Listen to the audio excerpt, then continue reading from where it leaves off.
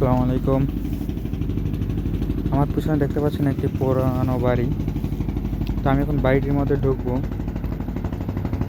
তো চলেন দেখি, রোদের জন্য তাকাতে পারছি না। চলেন ভিতরে গিয়ে দেখি আসলে কি কি আছে ভিতরে। চলেন। বাইরে বাইরে থেকে আসলে বাড়িটা এরকমের দেখতে, বেশ একটা বড় না। আর ভিতর দিয়ে রাস্তা চলে গেছে। আসলে নদী ভাঙার কারণে এই বাড়িটা ছাড়তে হয়েছে বাড়ির মালিকদের। তারা বাড়ি ছেড়ে অন্য কোথাও চলে গিয়েছে। বাড়িটা এভাবেই পরিত্যক্ত রয়ে গিয়েছে।